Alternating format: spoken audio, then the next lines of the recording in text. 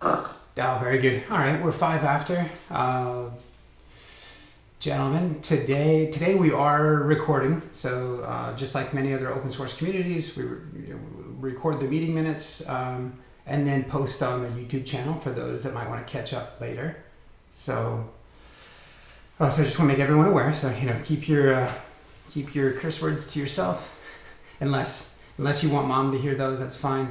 And then, like I was telling Pranav, we can talk about how to cheat on final exams, later, but just let's maybe keep that off the channel. Okay, good. All right, let's jump into the meeting minutes. Hopefully, everybody's got the link. It's in the Meshery Slack channel if it's not handy for you.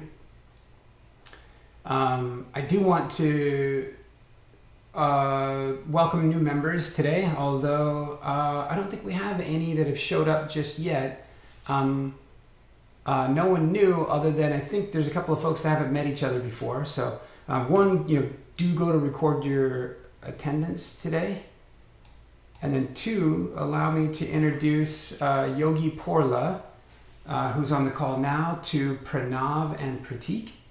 So Yogi, Pranav and Pratik are both grad students over at UT Austin in the Electrical and Computer Engineering School. They've come over as kind of founders of the project to try to help us answer some performance questions about Service Mesh. So please meet these guys. Hey Yogi. Hey Yogi. Hey Pranav and Pratik. Sorry, I'm not in the best of the shape. I have cold and also not turning on my camera. But yeah, sorry. It's okay. But yeah, nice to meet you, and thanks a lot for joining this. Yeah, nice to meet you. Oh, very good. And then, and if you guys want to go ahead and record your attendance, hopefully everyone has the link. And then I'm gonna, I was gonna request for topics, but I suspect that that we don't need to. I think I know a couple of the topics given today's audience that we need to cover. So let's jump in. One, I want to bring everyone up to speed with a couple of conversations that have been happening in the community about Meshery. A few things. I've just got done speaking with Mondar over at Google, who's one of the two performance and scalability leads for that working group for Istio. He had initially put together what he hopes to be something of a standard performance benchmark results specification. It's a performance benchmark specification. It will capture results as well as capture the definition of the environment and the type of performance test that was run. I know we've talked about this in the past with a few of you. Is everyone actually, since Yogi's here, maybe everyone's not entirely familiar. Let me pull up that project and just do a quick recap. This particular project, this Service Mesh benchmark spec, is really something of a sub-project and an offshoot of Meshery itself. This is probably nothing other than a simple YAML file. We will see if it turns into two files. Right now it's just one. What this file does is goes through and hopefully in a project agnostic way would describe the details of the test that's being run. So the environment details, the type of nodes that there are, the amount of memory that's, a lot of those variables. And then describe the type of test to be run.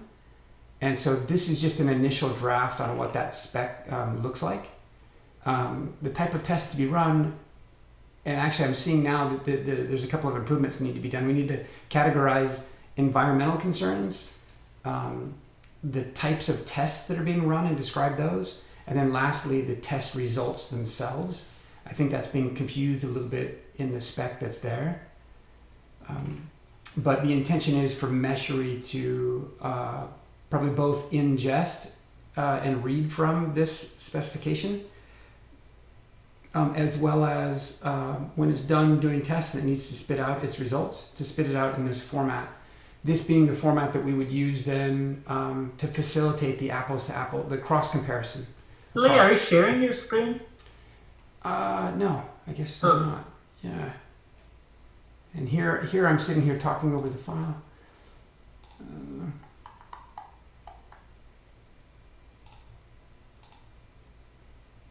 There we go.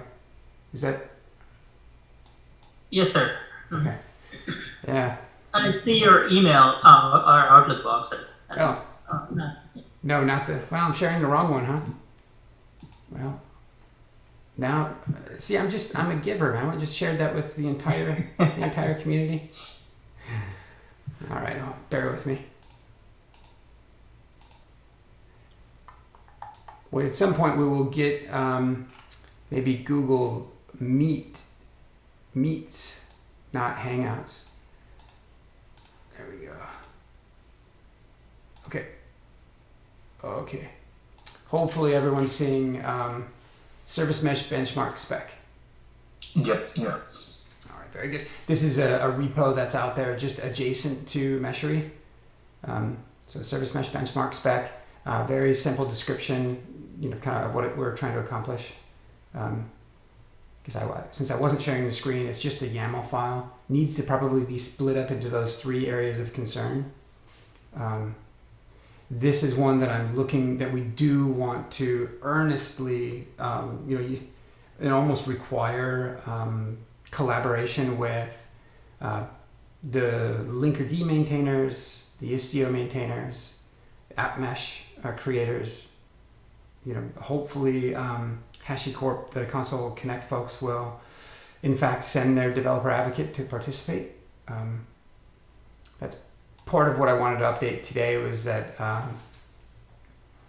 I think, near as I can tell, both Mondar and Surya are earnestly wanting to engage on that spec. So that's good. App Mesh team, I think I've met with them a couple of times. I think we just need to get them some specific asks. The Buoyant team is gung-ho about participating here. And so we just, again, need to get them the specific asks. So I think at the point by which we have a draft version of that spec, we need to send it out for asynchronous comment. And as soon as those comments probably get debatable enough that it requires verbal discussion, I would expect those groups to show up on this call. What questions do people have on the benchmark spec? Hey Lee, I know you mentioned yesterday we have to tread carefully and not bashing others when it comes to the benchmarking, right? So, how do we do that? How do we tread that line carefully? Yeah, I think as we go so for some of the numbers, they're factual and will speak to themselves or speak for themselves. That said, if we've not accounted for the appropriate configuration of that particular mesh, then we may end up making a mockery of this project and of the project that we're testing. So I think in that respect, even though numbers are kind of cold hard facts, if the environment was poorly configured or wasn't tuned in the right way, then we would be presenting misleading information. So we got to make sure that we do that correctly. Those are good notes to take as well. And Garish, if you've got free fingers, maybe you can take these. The second component to that is with respect to the landscape, where we're identifying all of the players and the offerings in the space. I think one thing to lean into as we go, right now it's a listing of all of the players in the landscape, and that's informative, but it's not super helpful. The point by which it becomes very helpful to the general community and those that are looking to adopt is when it begins to get opinionated, or when it begins to try to provide some insight. And I think the way to both be honest with the general populace, try to do right by all projects involved, and actually provide useful information is probably to highlight, focus on the areas that the individual projects do well, speak to those, review those, and to the areas that they don't do well, they need to, if it's going to be valuable feedback, we need to be forthright and highlight those, but maybe not as prominently as the value that they're providing. If that makes sense. I mean, not to go through in very long form identifying how crappy this project is because it doesn't do this, and then only talk about the good things that it does for a little bit of time. So would it make sense to actually delegate the configuration part basically to these individual vendors? We could give them a standard configuration about the memory consumption, or at least the memory, CPU, etc., and then maybe ask them to provide that configuration, or maybe work with them to configure this, to bring up this configuration, right? So. Yeah, exactly. Yeah, no, that's exactly right. With each of the vendors that we've engaged with, each of the projects, that has been my explicit ask of them. And as a matter of fact, I'll paste and copy and paste that into here, which has been your blessing on the configuration to make sure that, because they know best how their mesh should be deployed and configured.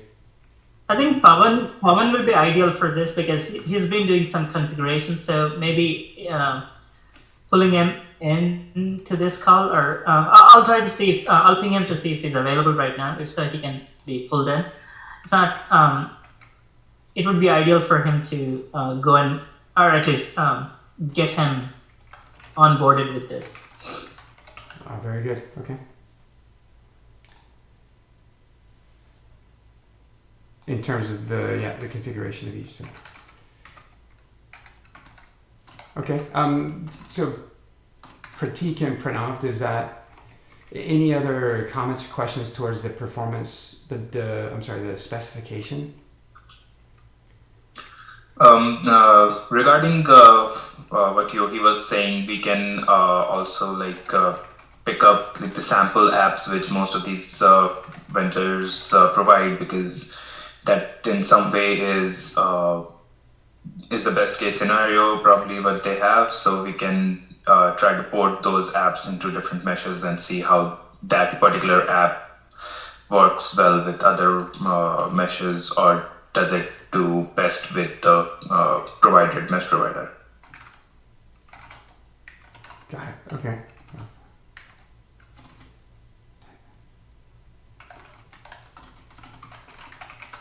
Okay. Test performed and. Okay. And then, Yogi, we can kind of capture the note about the landscape and how to be sensitive to folks. I did speak with Octarine a little bit earlier today, another player who earnestly wants to participate here as well. Then we got a message from OpenShift from Red Hat, I think earlier today, about their involvement in the landscape. And so lots of good contributions. As a matter of fact, a different part of Red Hat contributed last week. They put Kiali on there. So one note, there was the Istio Technical Oversight Committee call earlier today. They had highlighted Aspen Mesh's Vet, which is a tool that we have inside the landscape, as potentially being incorporated into Istio itself. And I know that was something that we had discussed or that had been highlighted as a possibility within Meshery. So something to be aware of as we consider incorporating that tool, Vet. Okay. So I guess moving on. Actually, we do have a issue created for that. I had created this a while back, where I had made a note to actually run our Istio configurations through Istio Vet, before applying it on the cluster. So we do have an issue open for that. Okay. And so, I guess maybe, depending upon how quickly we get to that and whether or not that gets incorporated in future releases of Istio may bear weight on how helpful it is within Meshry itself. Yes, you are absolutely right in the sense that, like, up until like last week, we were actually using concrete Istio types, but in the last week, like, the main change which I have made is actually move away from concrete types, which means that, yeah, the use of Istio wet might actually not be the best for Meshry, at least, like, at this point in time. Okay. So with this, I'm going to try to catch back up on the notes that we just discussed. While we do that, maybe it's time to jump into a progress update on Meshry. Afterwards, we want to spend some time with Pavan and Pradeep talking about some specific goals to accomplish, some specific items.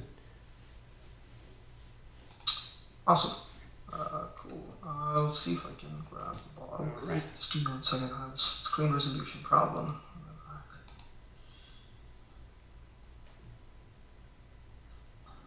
It looks like Pawan joined the call. All right, very good. Oh, very nice. Pavan. Yeah, Pavan.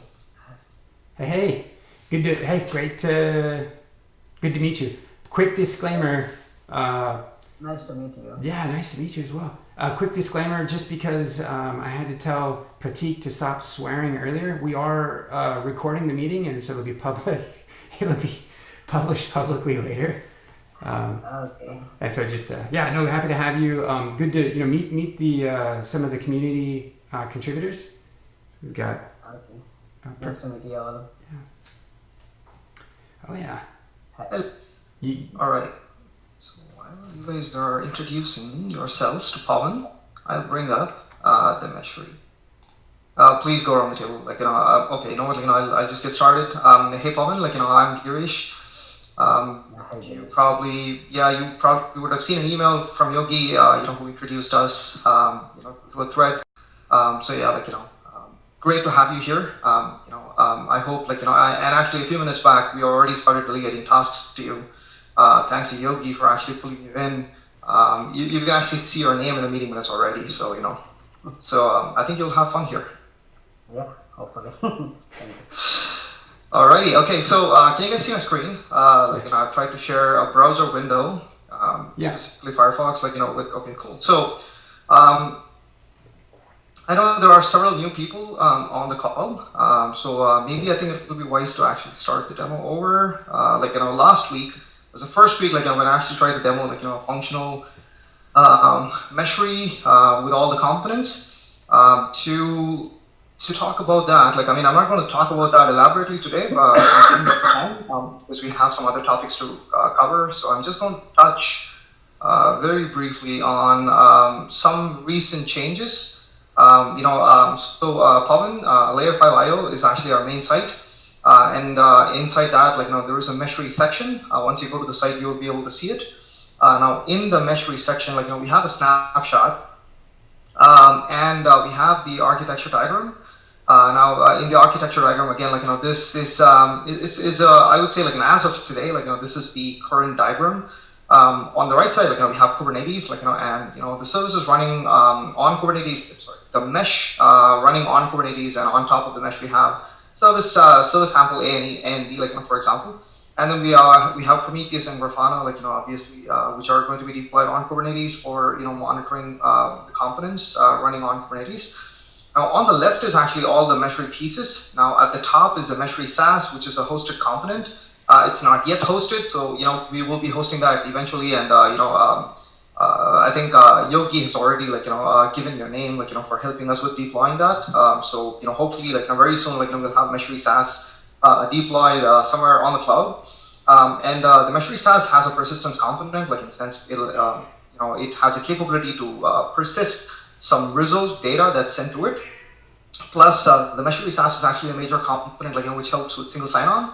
At the moment, we have single sign-on with a few providers, but for this demo, I'll be showing Twitter. I've tested with GitHub, but the rest, I haven't tested because we have to create a token, API key and a secret with them. So at the moment, I'm just leaving it off with Twitter and GitHub.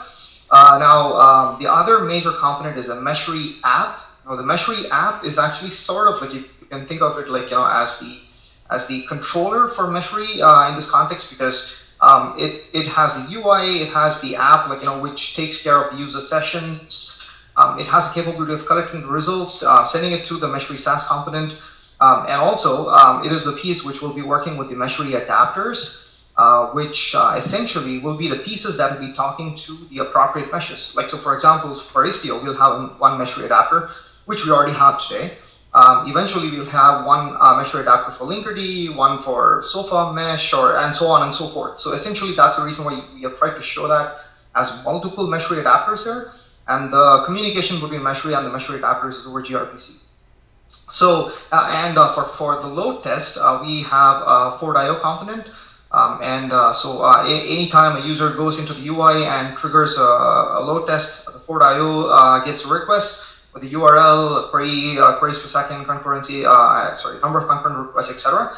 And the Ford.io will actually make the calls, collect the results, and send it back to Meshry, and Meshry will report that to Meshry SaaS. That's kind of how the whole thing is. Now today, as part of the PR, which I know Pawan joined a bit late, so I've created some changes to this document where I've tried to list the components in Meshry and try to explain what they do, pretty briefly. I mean, not try to go into the extensive details, but I've tried to give an overview of what the components does. So hopefully, once Lee merges that PR, this page will have a little more information. So which might give you guys some more context. Now, jumping back to the demo. So now you can see the URL, the Meshry SaaS again. I mean, this is supposed to be hosted, but now it's just running on a local. We have put together a Docker compose file. So with the one command, you can actually get the entire infrastructure up, which is very handy. That is in the Meshry GitHub repo. So this is the single sign-on page. So I sign in with Twitter because I've already signed in this browser, so it'll ask me to authorize the app. So right after authorization, I'll be taken back to Meshry, and you can see here I'm logged in on the right top. Now in other browsers, you probably would see an avatar icon. In Firefox, it has a security setting which kind of prevents it from loading external images, so which is the reason why that's not shown. Here, there are few important fields. Context name, which is a Kubernetes context. Here we have to provide the Kubernetes config file. Or if the instance of Meshry is running alongside on the same cluster of Kubernetes, then you can actually opt in to choose the in-cluster config. Now, the other thing that's needed is the mesh adapter location. So at a time, Meshry can work with one adapter, but you can always come back and and change it, which means that you don't have to restart Meshry or everything is dynamic. So for this demo, I have since the Meshry instance is running on my local, but I'll be talking to a remote cluster. I'm going to be giving it a config file, and the mesh adapter though is actually running on my local on port 10,000. So at this point, if you enter things correctly and hit enter, what Meshry does is in the background, it actually will pass on the configuration to the mesh adapter. If mesh adapter is able to talk to the cluster and establish a connection, then it'll take us to the next page. Otherwise, it'll show an error on this page. So you can see at this point, there are no errors, which means that the connection is established and everything is good. Now here you can see at this point in time when this page loads, there is a load test results section. Of course, it's empty because no load tests are run. Now the load test your app configuration brings 4 fields. You can actually enter the URL for the application that you want to load test, and then configure the number of concurrent requests, queries per second, and the duration in minutes. And what I try to do is I also have to, basically I've tried to put a countdown timer, which will actually show, basically the test running. And once the test, runs and the results are back to the browser, it'll actually, kind of chart it out in this graph. And at the same time, like I mentioned in the architecture diagram, the results get sent to the Meshry SaaS, which persisted in Dynamo. And again, for my local test, I'm using a local Dynamo instance. So that's what the load test part of Meshry is as of today.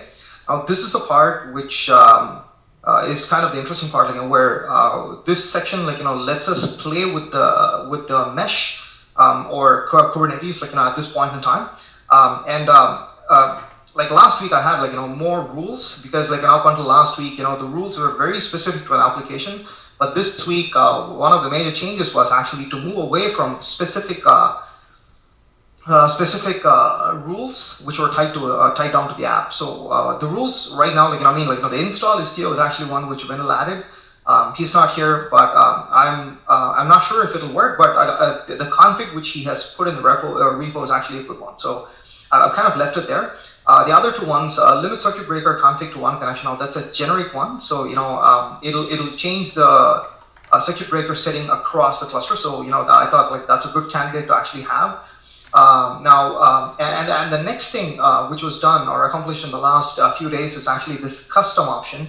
When you click on this custom option, it'll actually show this, open this section. Now I know it's with black, but when you click on it, like you'll actually see a editor. Now this is actually a YAML editor. Now one thing to confess is that I have linting turned on, but for some reason it doesn't yet work. But the libraries are there, the configs are there, so I'm still like figuring it out. But that's not going to stop us from this demo. Now the good thing with this is that we can actually take any Kubernetes YAML and then apply it on the cluster, or if it's a delete operation, you can actually delete it, or if you want to update an existing configuration, you can actually do the same. So the backend will actually kind of intelligently understand that a particular thing has already exists, and appropriately it'll actually update it. This was actually one of the major changes in the last week, where previously we used to have concrete Istio types tied to our Meshry Istio wrapper. Now in this week, in order to actually come away from it, because now from an endpoint user's perspective, I thought it would be better to give them the capability to actually apply any config they wanted.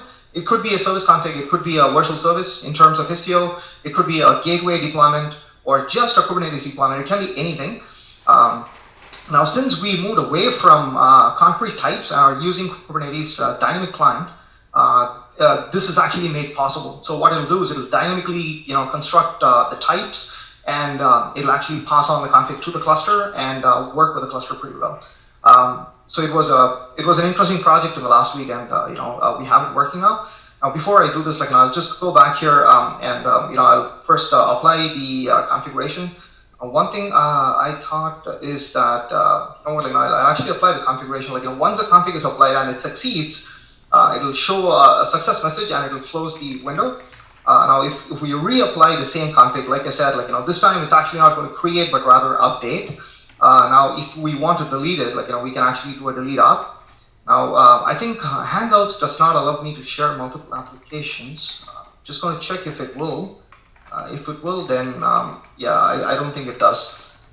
I also wanted to actually show the terminal, and connect to the cluster, and show that every time a change is happening from the UI, the changes are really applied on the Istio cluster.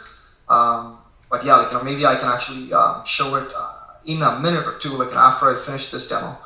And then now coming to the other part, which is the custom part. And I'm going to remove the delete op because I'm going to create one. So I have a bunch of configurations, for example, so the first one is Istio Gateway. And then I'm just calling it Gateway 1, and you can see the YAML editor come to life now. That that is a valid YAML.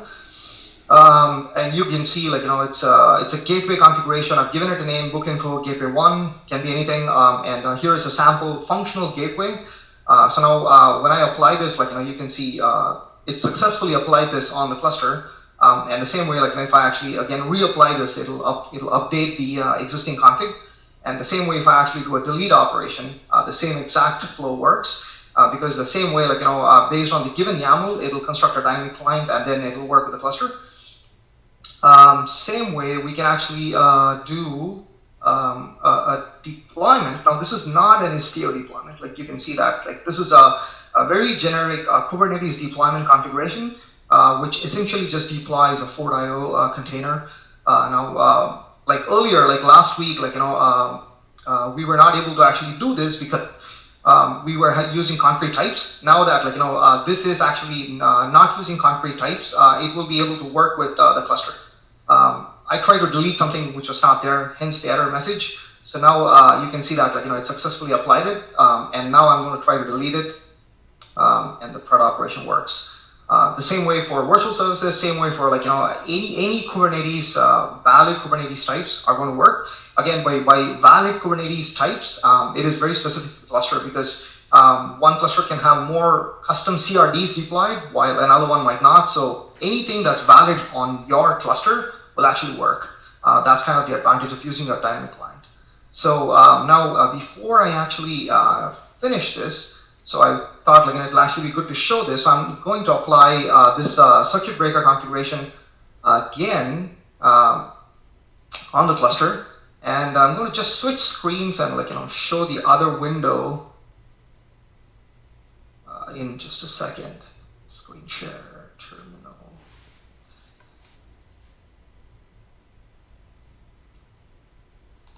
Okay, so can you guys see my terminal? Yes, now. Awesome. Yeah. So this is the cluster, which the Meshry Istio component is talking to. So what I've done is actually apply a destination rule, by applying that from the user interface. So if I actually go here and then check for destination rules, you can see that there was a new destination rule that's applied. For those who are interested, you can actually see that it is a circuit breaker configuration. Essentially, all it says is that a maximum request can only be one, maximum request per connection is one, a total of a maximum one TCP connection is what's allowed, etc. So if these conditions are not met, then it'll automatically trip the circuit. That's what this configuration is informing Istio to do. I'm actually going back to the UI. Of course, you cannot see that for a second, and I'm going to do a delete operation from there. So now I've deleted it. So if I actually try to list the destination rules, you can see the destination rules is gone. So pretty much we have this whole piece functional. It was merged to the master yesterday. So that pretty much concludes the configure Istio demo. Now the last piece is so the same exact cluster. I have a product page info, the book info app deployed. So every time you reload this page, you'll see a different version of the review star appear. One version has a black star, one version has a red star, the other one has no star. So I'm going to actually be using this URL for load testing, and I'm going to actually set a concurrency of 3. I'm not going to limit the queries per second, and the duration is 1. So you can see how the test will run. So the test is passed to a Ford.io container, and the Ford.io container has initiated a load test request to the cluster on this URL. So once the test succeeds, Girish, yeah. We are still seeing the terminal, not the. Oh, the browser. Oh, I'm sorry. Hey, thanks for calling that out. I'm sorry. Yeah, I missed that. Sorry. Yeah, good call. Thank you.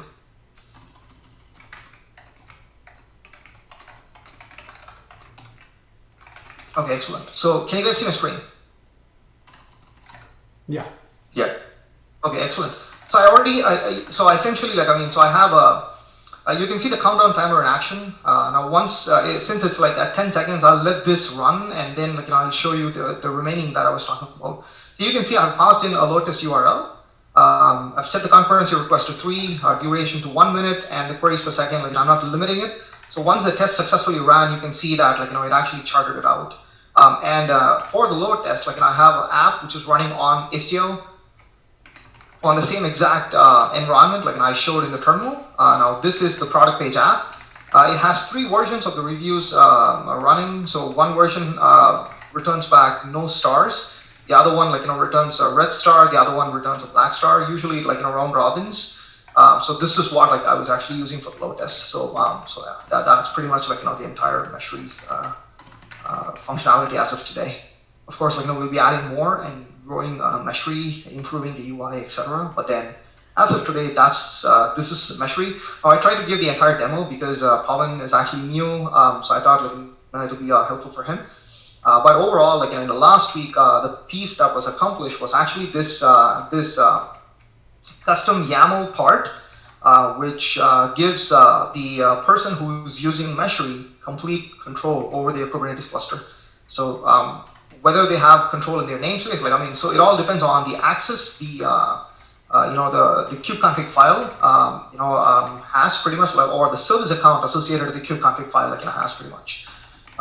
So if a person has admin privileges, then they can actually do a lot more. So any Kubernetes YAML file will actually work through this configuration. So this way, we are not limited to just providing some default options, but rather we are giving them the option to actually apply any changes. Also, like if they want to delete something, like they can actually give the YAML here, and then they can also select to delete. Pretty much like the kubectl experience. So like a kubectl apply, a kubectl delete experience. So that's pretty much the demo. So if you guys have any questions, feel free to reach out to us. All the code is pretty much like an open source. It's all under the Layer5 IO GitHub. Ask now, actually. Yeah, absolutely. So guys, do you have any questions? Do you want me to go over something specifically? Do you want me to show the source code? Run over something? Feel free to ask us. Feel free to raise questions now. Thinking about performance of the mesh and stuff, can you just go back to the graph in the UI? Absolutely.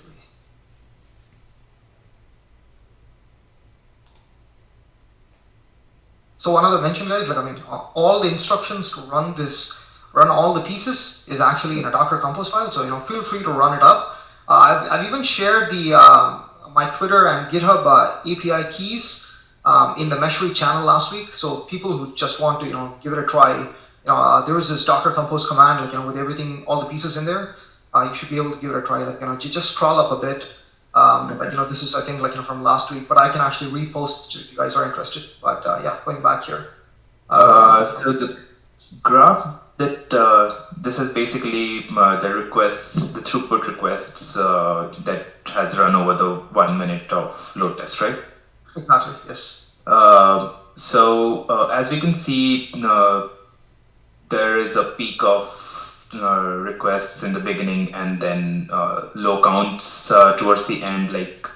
It might be better to have a look at what kind of CPU usage is also there across threads, or what is the memory configuration and stuff like that, because why is there a difference of these counts stuff that might be helpful to have an insight into what the meshes, because this is for Istio, a different Savish mesh might have a different kind of the chart might look something different even if the total number of requests are the same over 1 minute, right? Yeah, absolutely. You are right. That's essentially one of the things that we have planned for future. Where so right now this cluster has a Prometheus and a Grafana instance. I think I actually showed the Grafana to you last week. So we have all the metrics from the mesh, from the containers, the CPU, memory, all the number of requests coming in, the response time on the server side, we have all these metrics in Prometheus. That's actually and we have a Grafana instance that's talking to Prometheus and charting it out. Now, for future, one of the tasks one of the plans we have are actually to see if we can grab the chart from Grafana and embed it in this user interface, so that now this load test results are a very, very specific client-side view of the results. Yes. It does not have any server-side information. But once we have the ability to actually bring in the Grafana charts and embed it probably on this UI, then the end user of Meshry will actually have the capability to see both, and compare, in the sense they can actually see the client-side results and compare it with all the other charts. So that way, they'll actually have a very clear understanding of what was going on, and what went wrong if something really went wrong. Why was there a spike, and why did the request here decline? Versus why did the CPU here increase, or memory increase, or network IO increase? Essentially, we do have a plan for it. But unfortunately, we have given the task to Yogi, and you probably don't know Yogi. He hardly gets any work done. Oh God, it's so tough to have him here. It's unfortunately, we have to live with it. Right on. Yeah, that's all right. I just wanted to maybe bring it out to have a holistic approach to what we are doing. Yeah, Actually, that was that definitely was indeed one of the main goals of Meshery, or I mean its predecessor, which we used to call Istio Playground. That's essentially what it was doing, but with a different product. It used to be called so it had integration with App Optics. Recently, just in the last 2 weeks, we ripped that out, and we are planning on using Grafana because Grafana is again an open source project. So the plan is like that. If the Kubernetes cluster has a Grafana instance, then Meshery will be able to talk to the Grafana instance and hopefully get the charts from it and then show it in the Meshery UI. Is one of our plan. Now, if that doesn't work, I mean, there's a possibility that it might have difficulties. In which case we'll probably be directly talking to Prometheus, getting the data, and then charting it out with some kind of a charting library like D3 or something. So yeah, that's definitely one of our next major steps for Meshery. Absolutely. Okay. Any other questions, guys? While we are here, I'm just going to since Pavan is actually new to this call, and I hope Pratik and Pranav would have seen the GitHub, the Istio GitHub. The Layer5 GitHub. Layer5 is actually the site. Meshery Istio is the Istio adapter, which essentially I tried to demo during this call. Meshery Linkerd is actually the next adapter we would probably be working on. That's for interfacing with Linkerd mesh. So you can see that essentially the plan is to actually have adapters for every mesh, so that Meshery will be able to dynamically talk with any whichever is available on the cluster. And Meshery is the heart of the entire application. And that's pretty much it. And the service mesh benchmark spec is what Lee actually presented a few years back. So yeah, this is our GitHub. So feel free to actually check out the projects, and yeah. Any other questions, guys? Okay, so let me let's go back to the meeting minutes if we can.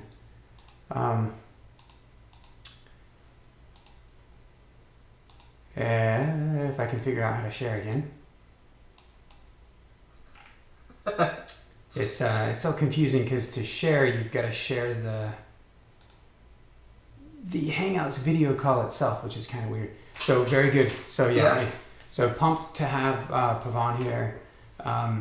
We did get some contributions from Vanil of VMware. Not only was he on the call last week, but he did some contributions this week.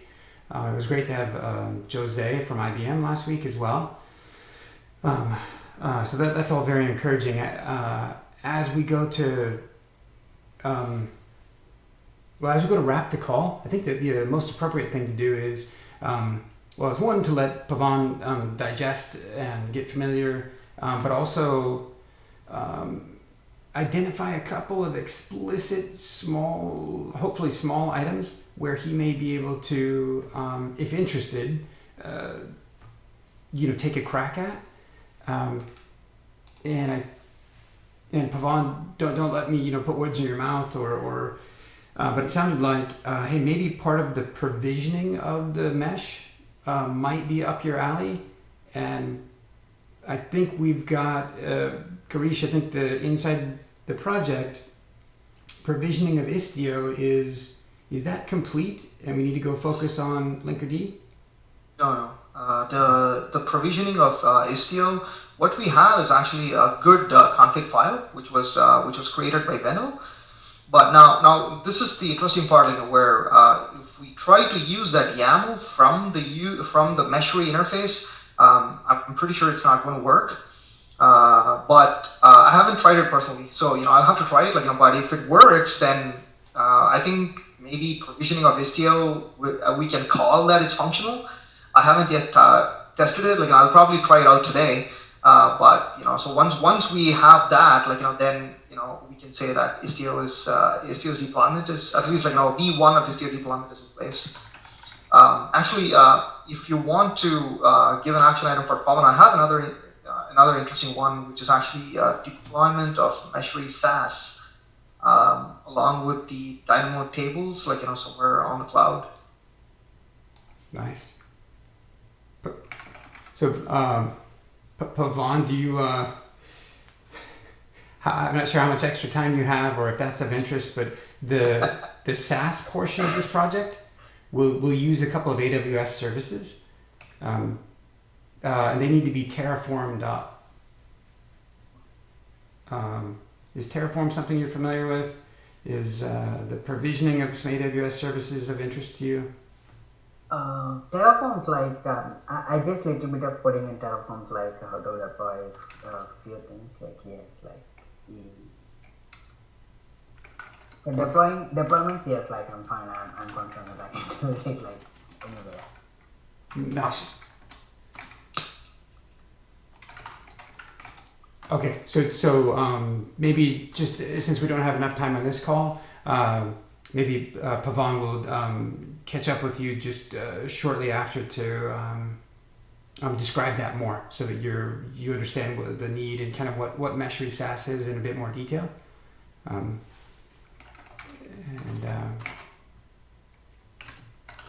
then with respect to Pavan and Pratik, so Pratik, we had a healthy and very lengthy discussion last week about part of the goals of the project and how that aligns and overlaps with the focus that you guys have, both on existing projects that you've got, either potentially with Huawei or just your, some of your existing focus. The further along that Meshry as a utility gets, as a performance benchmark tool gets, maybe the easier it is for you guys to accomplish at least one aspect of how I think that you're able to contribute, and that is to actually perform the tests themselves, kind of, go through in an environment and run the run various flavors of the tests and look at the consistency by which the results are returned. Just like for the same test in the same environment, run 5 times over, are we getting, are the results consistent? Like, do we trust the tool and how it's measuring? That's that's definitely a good idea. Like, once things are in place, like we have Istio and probably at least one more adapter in place for mesh, we can run different apps, look at the throughputs, memory consumption, network IO stuff, and run them various amounts of time, and then probably looking at the results, we can contribute in a positive manner to say how the or what kind of apps are supposed to be a good metric for comparison of meshes. Like currently we have the book app info, but is the book app info a good application to compare meshes, or is it not? Like what kind of underlying features does it exploit, and if it does not exploit all the resource components of a mesh, then what kind of app should we target around for comparison and stuff? Totally. The latter part of what you were describing is directionally where we want to head. I wonder if to get you guys productive this coming week, if Girish, to use Meshry as a tool right now, you need to bring your own Kubernetes cluster and your own Istio deployment. And that's, I guess, a bit TBD based on your validation of whether or not the current Istio adapter for Meshry, fully deploys Istio. Right. Okay. Yes. But let's just say, assuming that it does, for Pranav and Pratik to go answer this first question, which is more or less, is there confidence in Meshry as a performance benchmark tool in a vacuum, in a lab environment where you've got the same nodes, the same resources, hopefully not much else going on, that it's a controlled environment.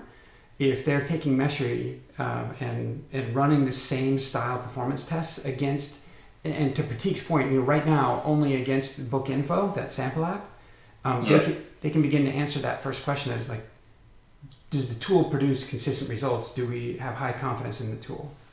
Sure. Yeah. Absolutely. Before, I'm sorry, just a quick question, guys. Are you guys like Windows users or Mac users or Linux users? Linux mostly, yeah. Okay, Linux. Okay, I can actually he'll send you instructions for probably using something like. Have you heard of micro KS?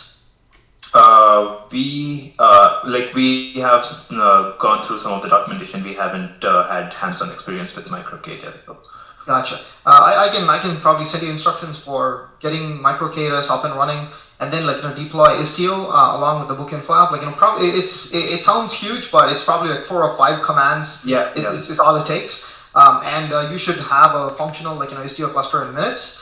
And the other thing is then you can actually use the Docker Compose file to point it to your local cluster, and probably that'll probably be the fastest way for you to actually get your hands dirty.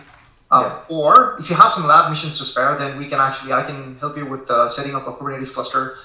There is a tool called kubeadm, which can actually help you get up to speed super fast, and go from there.